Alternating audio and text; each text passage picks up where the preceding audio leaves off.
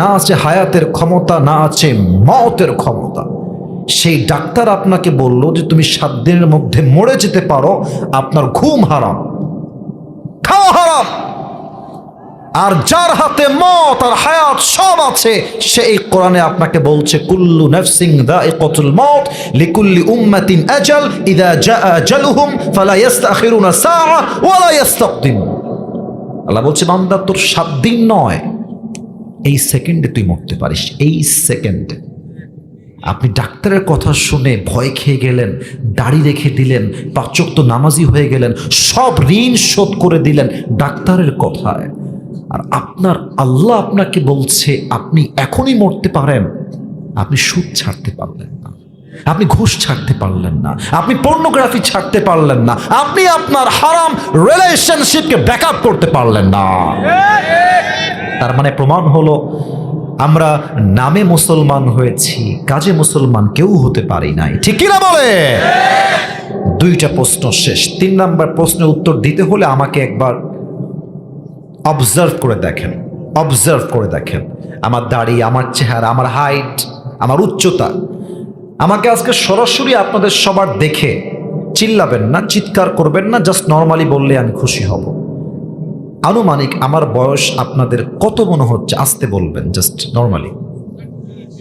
30-25, ঠিক আছে, পারফেক্ট ছিল। 30 আর 25-এর মাঝে আমার বয়স। আচ্ছা, এখানে এমন কোনো আব্বা জান কি আছেন পেছনে ছাড়া, পেছনে ছাড়া, সামনে, যাদের বয়স 50+, 50-এর বেশি? কোন আব্বাজান আছেন 50-এর বেশি বয়স? 1 2 3 4 5, মাশাআল্লাহ, হাত নামান আব্বাজান, হাত নামান। বলেন তো প্রিয় ভাইয়েরা, দুনিয়ার জীবনটা কি বেশি লম্বা হবে না আখিরাতের জীবন বেশি লম্বা হবে?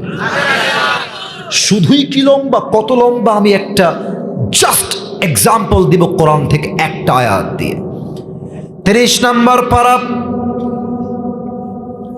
4 নম্বর পৃষ্ঠা, সূরাতুন নাজিআতের সর্বশেষ আয়াত। আল্লাহ রাব্বুল আলামিন বলছে বান্দা শোনো, কান্নাহুম ইয়াওমা ইয়ারাউনাহা লাম ইয়ালবাসু ইল্লা আশিয়াতান আও দুহাহা।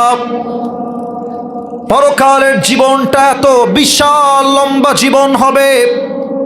80 বছরের মুরব্বী আব্বা জান যেই দিন ইন্তেকাল করবে, যার বয়স 100 বছর মুরব্বী বৃদ্ধ বৃদ্ধা যেই দিন ইন্তেকাল করবে, দুনিয়ার জীবন ছিল 80 বছরের হায়াত। যখন সেই বান্দা মৃত্যুর পরে পরকালের জীবনকে ফেস করতে শুরু করবে, এটা এত লম্বা জীবন হবে। ওই সাদা দাড়িওয়ালা মুরব্বী আব্বাজান ডাক দিয়ে বলবে, আল্লাহ, এই পরকালের জীবনটা এত বিশাল লম্বা জীবন, আমার কাছে মনে হচ্ছে আমার দুনিয়ার 80 বছরের জীবনটা ইল্লা আশিয়াতান আও দুহাহা, 80 বছরের জীবনটা মনে হচ্ছে একটা সকাল কিংবা সন্ধ্যার মতো ছিল। আল্লাহু আকবার। Could you imagine that? ভাবতে পারেন যে দুনিয়ার 100 বছরের জীবন পরকালে যাওয়ার পরে মনে হবে it was just like on morning or on evening, একটা সকাল কিংবা একটা সন্ধ্যার মতো হবে পুরো 80 বছরের জীবনটা পরকালে যাওয়ার পরে। আল্লাহু আকবার। এবার সবাই মিলে 2টা চোখ বন্ধ করবেন, জাস্ট ফর 5 সেকেন্ডস, 5টা সেকেন্ডের জন্য। আমার সাথে বেইমানি করবেন না, আমি ভালোবেসে আবদার রাখছি। কেন বন্ধ করবেন ব্যাখ্যা দেই, তাহলে আগ্রহী হবেন চোখটা বন্ধ করতে। বগুড়ার কাহালুর জয়সালার ভাইরা, আমি পুরো ওয়াজের একটা ছোট্ট ভূমিকা দিচ্ছি, ছোট্ট একটা ভূমিকা। পরকালের জীবনটা শুরু হবে কেমন করে, মৃত্যু আমাদের সামনে হাজির হবে কেমন করে, যারা নামাজ পড়েছে নামাজির মৃত্যু হবে কেমন, যারা নামাজ পড়ে নাই বেনামাজির মৃত্যু হবে কেমন। আজীবন শুনেছি কবর, কবর, কবরের জীবন, কবরে আমার প্রথম রাতটা কেমন কাটবে, যখন আমাকে কবরে রাখা হবে আমার সঙ্গে সেই দিন কি ঘটবে, কেমনে ঘটবে, কিভাবে ঘটবে আমরা জানব।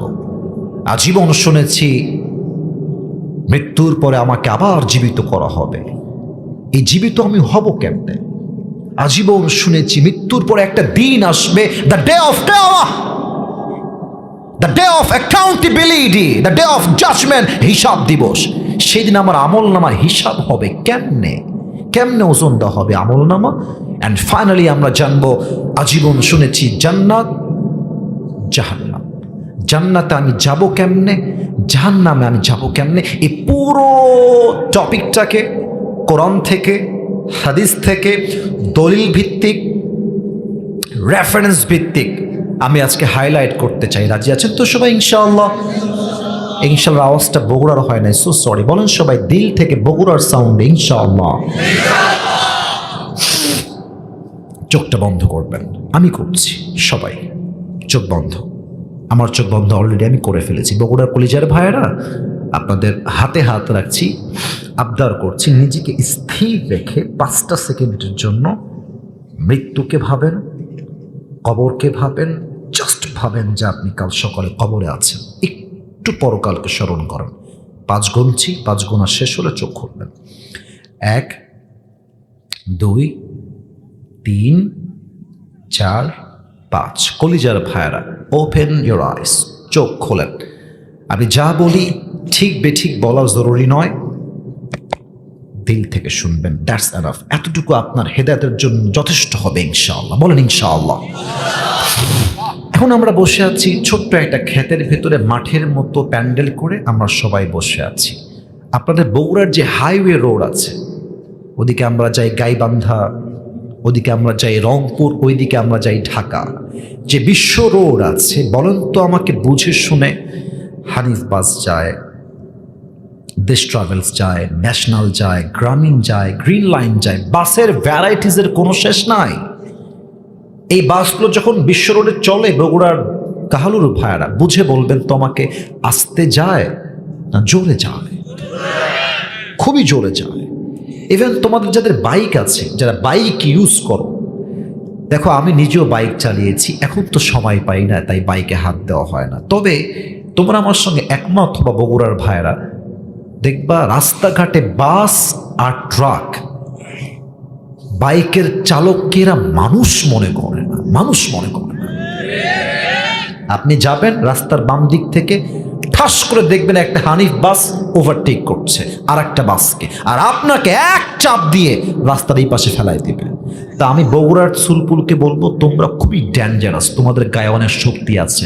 তোমাকে যেই বাস রাস্তায় চাপাই দিবে, তুমি চেপে যাবা, চেপে আবার বাইকটা ঘোরাবা, ওকে ধরবা, ওর গাড়ির সামনে গিয়ে বাইক রাখবা, ও থামবে না কেন, ওর বাপ থামতে বাধ্য হবে।